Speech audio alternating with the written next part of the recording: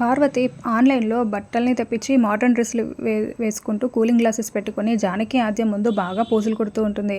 జానకి ఏమో ఆయన అక్కడికి వెళ్లారు, ఆయనకి ఏమవుతుందో ఏంటో అని కంగారు పడుతూ ఉంటుంది. అలా మోడర్న్ డ్రెస్‌లోకి వేసుకొని మళ్ళీ బట్టల షాప్‌కి మేము వెళ్తున్నాము, బయటే భోజనం చేస్తాము అని పార్వతి, చారు ఇద్దరూ అక్కడి నుండి బయలుదేరి వెళ్తారు. పెద్దమ్మ, నువ్వేమి కంగారు పడకు పెద్దమ్మ, మనకు పెద్దనాన్న గురించి తెలిసిందే కదా, పెద్దనాన్నకి ఏమీ కాదు, పెద్దనాన్న చాలా ధైర్యవంతుడు. సరే, నువ్వు ఇంతలా కంగారు పడుతున్నావు కాబట్టి పెద్దనాన్నని నేను చూసి వస్తాను, నేను తీసుకువస్తాను అని ఆద్య కారులో బయలుదేరి వెళ్తుంది. వెళ్తూ వెళ్తూ రామలక్ష్మికి ఫోన్ చేస్తుంది. రామలక్ష్మి కూడా కార్ డ్రైవ్ చేసుకుంటూ వెళ్తూ, ఏంటి ఆద్య, ఎందుకు కాల్ చేశావు అని అడగడంతో జరిగిన విషయం మొత్తం చెప్తుంది. పెద్దనాన్నని వెతుక్కుంటూ నేను వెళ్తున్నాను, ఇదంతా చేస్తున్నది ఆ భూపతి వెనుక ఉండి నడిపిస్తున్నది వాసుదేవంట అని చెప్పడంతో, అవునా, ఇప్పుడు నాన్న ఎక్కడికి వెళ్ళారు అని రామలక్ష్మి అడగడంతో, అదే నేను కూడా అక్కడికే వెళ్తున్నాను రామ, నువ్వు కూడా రా వెతుకుదాము అని ఆద్య చెప్తుంది. అస్మిత, వాసుదేవ్ రఘురామ్ని కారులో తీసుకొని అడవి దగ్గరికి వస్తూ ఉంటే ఆద్య ఎదురు వస్తుంది. ఇప్పుడే ఈ ఆద్య మనకెదురు రావాలా, మన దగ్గర ఉన్న రఘురామ్ని చూసిందంటే ఇంకేమైనా ఉందా అని టెన్షన్ పడుతూ ఉంటారు. ఆద్య కారు, వాళ్ళ కారు కూడా ఎదురెదురుగా వచ్చి ఆగిపోతాయి. కొంచెం ముందుకు వెళ్ళండి, నేను వెళ్ళాలి అని ఆద్య చెప్తుంది.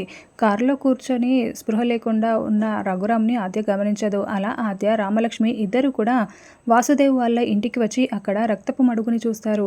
రఘురామ్ని కొట్టినప్పుడు అక్కడ రక్తం కింద పడిపోయి ఉంటుంది. నాన్నకి ఏమైనా అయినట్లు ఉంది ఆద్య, ఇక్కడ రక్తం కూడా ఉంది కదా, ఇక్కడ ఎవరూ లేరు అని రామలక్ష్మి అనడంతో, చూడు రామ, పెద్దనాన్నకి ఏమీ కాదు, నేను చెప్తున్నాను కదా, నువ్వు పోలీసులకి కంప్లైంట్ ఇవ్వడానికి వెళ్ళు, నేను పెద్దనాన్నని వెతకడానికి వెళ్తాను అని ఆద్య చెప్తుంది.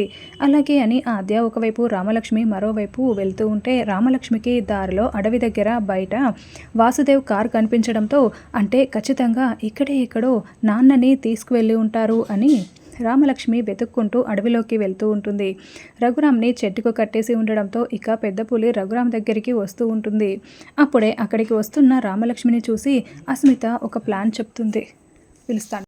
ఇక అస్మిత పరుగులు పెడుతూ, నడవలేక నన్ను కాపాడండి, కాపాడండి, చంపడానికి వస్తున్నారు రామా అంటూ, నువ్వు వచ్చావా, నన్ను చంపడానికి వచ్చారు రామా అని నొప్పులు పడుతూ ఏడుస్తూ ఉంటుంది. నాకు చాలా నొప్పిగా ఉంది, నన్ను హాస్పిటల్కి తీసుకువెళ్ళు రామలక్ష్మి, నన్ను కాపాడు రామలక్ష్మి అని అస్మిత నొప్పులు లేకున్నా అలా రామలక్ష్మిని తప్పుదారి పట్టించడానికి నటిస్తూ ఉంటుంది.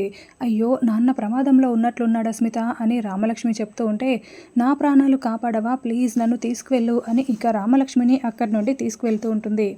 తర్వాత పులి స్పృహలో లేని రఘురాంపై విరుచుకు పడుతూ ఉంటే అప్పుడే మెలకువలోకి వచ్చిన రఘురాం అక్కడి నుండి పరుగులు పెట్టి పారిపోతూ బయటికి వస్తాడు.